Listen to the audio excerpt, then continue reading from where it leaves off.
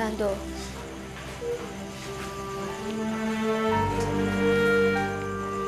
Ano ginagawa mo naman dito? May gusto lang sana akong ibigay sa'yo at saka sa mga kapatid mo.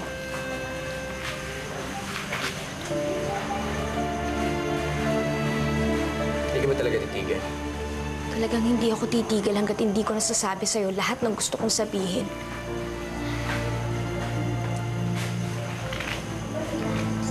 Kailangan pa lang talaga ibigay yan sa'yo sa mga kapatid mo.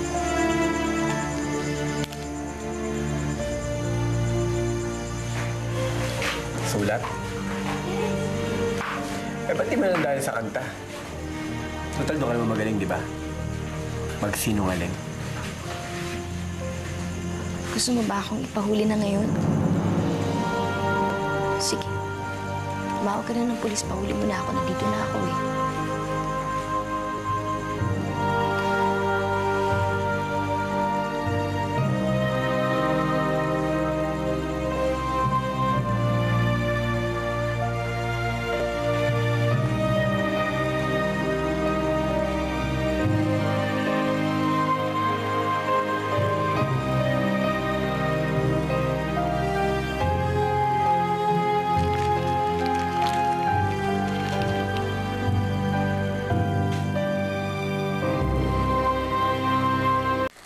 Grabe, Diana. Ang galing mo pala kumanta. At di ba, bagay na bagay sila ng kuya mo. I would say bagay na bagay. So, what do you think, Sharona? Yes, Go? We have a deal? Of course, Go. Deal, syempre.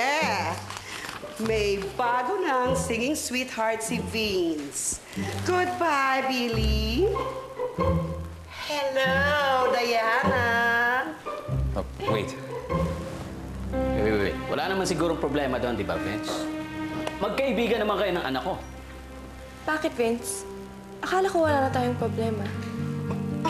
Wala nang problema. Kasi maganda ang plano ko. Yung isang cut ng album ninyo ng Da Vinci Code, magiging duet ninyo ni Diana. Para lang makapasok siya ng suwabe. After that, i-build up ko na siya na solo singing superstar. Maganda yon, Gov, di ba? That's very good.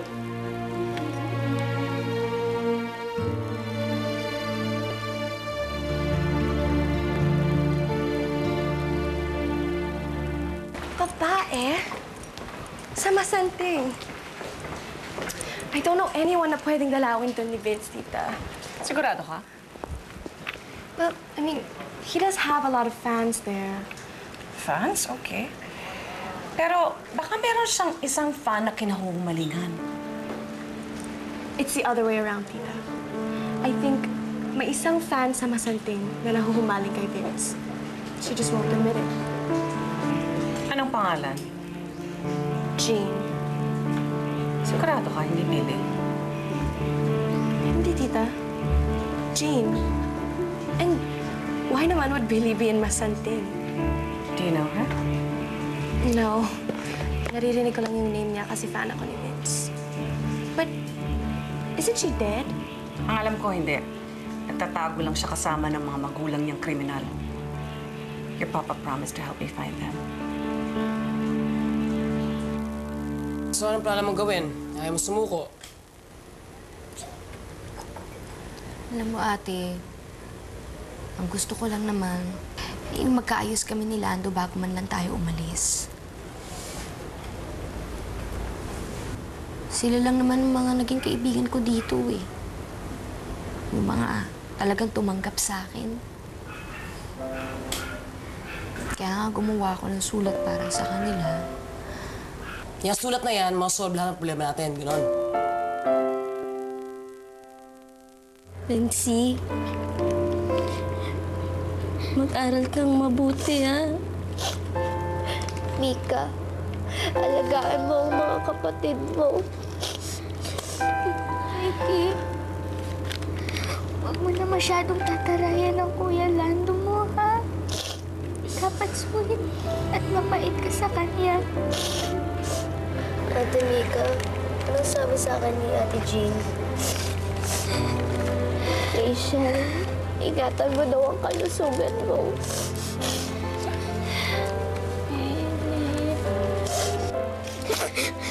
Huwag makiki. Philip, huwag makikipag-away. Sa akin naman, Ate Mika. Francis, huwag malikot. Laging makikinig sa mga kuya at ate, ha? Kuya Jovic, ako na.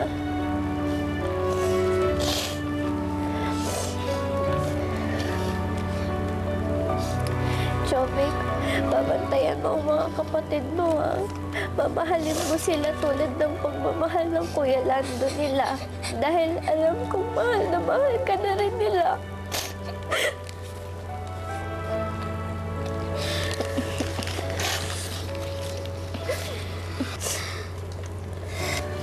Paano to?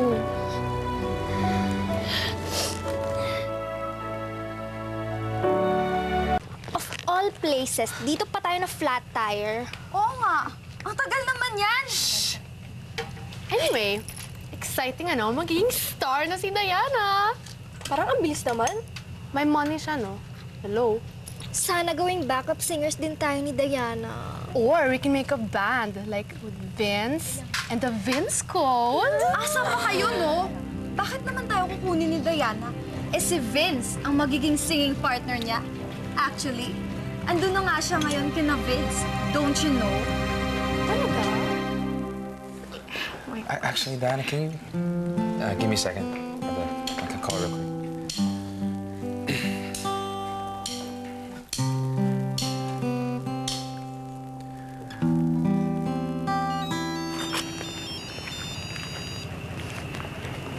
Hello? Billy? Vince, okay lang. Narinig ko na. Wala naman problema sa akin kung maging singing partners kayo ni Diana eh. Okay lang yun.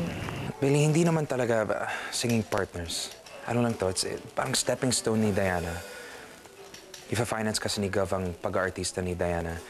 Actually, kung tutuusin, matutulungan din ako. Kasi pag sumikat siya, kasama ako. Diba? That's a good thing kasi dadami ang mga racket at ang talent fee. Matutulungan lalo kita. Okay. Billy, bakit parang matamlay ka? May problema ba? Wala. Billy, ay hindi ka naman sinasabi sa akin. Wala talaga. Billy, kilala kita. Meron. Sabi ko na nga ba, may nakaaway ka ba dyan? What's going on? Okay lang, Vince. Kaya ko to. Okay? Sige. Bye-bye.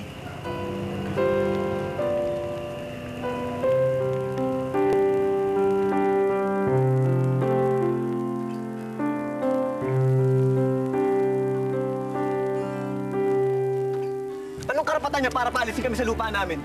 Lena, sa mga magulang ko to. Kaya kahit anong mangyari, hindi kami alis dito. Lando, huwag ka na magalit. Alam mo kasi, napag-utusan lang naman ako ni Gov. Hindi ko alam yung mga bagay na yan. Ano? Naisipan niya patayuan ng multo? Ganun-ganun na lang? Basta pinapasabi rin niya na meron pa daw kayong 1 linggo para makahanap ng iiskwatan. Lando, ano kaya kung doon ka na lang kaya sa bahay ko mangupahan? Kaya lang, baka naman hindi mo ma-afford yun. Huwag na lang. Nga pala, alam mo na ba na sina Jean paalis na? Nalulungkot nga ako eh. Kasi mamimiss ko si Samuel. Wala akong pakialam kahit umalis pa yung pamilyang yan.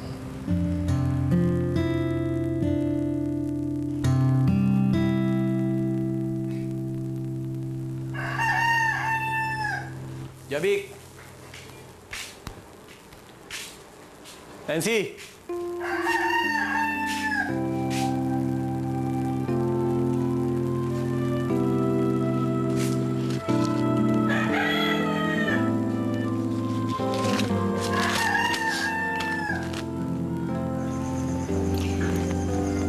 Orlando,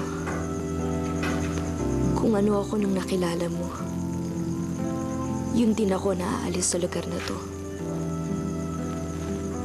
Hindi ko makakalimutan ang pagkakaibigan natin. At lalong hindi ko malilimutan ang ibinigay mo sa aking pagkakataon para mapalapit sa mga kapatid mo. Ikaw at sila lang ang naging kaligayahan ko sa lugar na to. Makakaasa ka na lagi kayong may lugar ng mga kapatid mo sa puso ko. Sana paniwalaan mo ako, Lando. Billy Suarez. Hindi ka ba napapagod o di kaya'y nagsasawa sa dami ng kaguluhan, walang hanggang katapusan?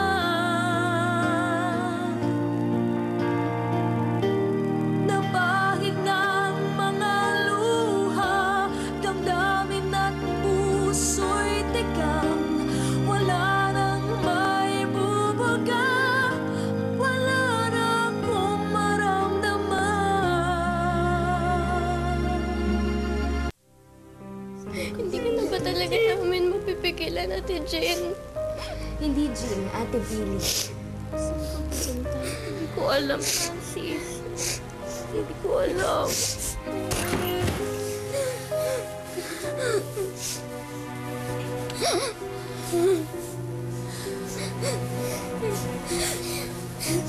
Labas! Labas!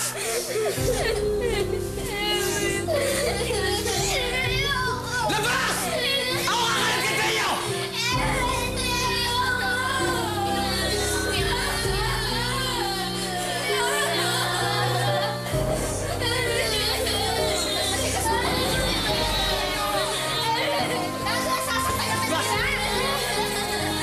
Bas! Uwi! Uwi!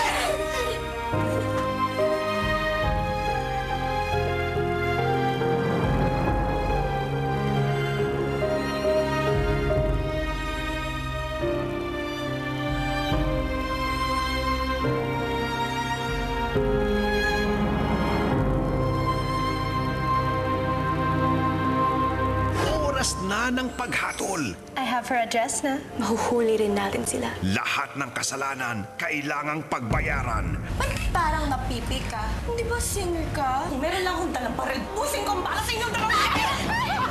Tumakbo ka na! Tumakbo ka na! Lahat ng pagkakamali kailangang itama. Isa-isay namin ang lahat ng mga pasahero dito sa bus station. Kung ikaw nga sakali ang makakita sa kanila, papahuli mo din ba si Ate Jean? Anong karapatan niya para paalisin kami sa lupa namin? Kahit anong mangyari, hindi kami alis dito! Wala kayong karapatan kunin ang lupa namin!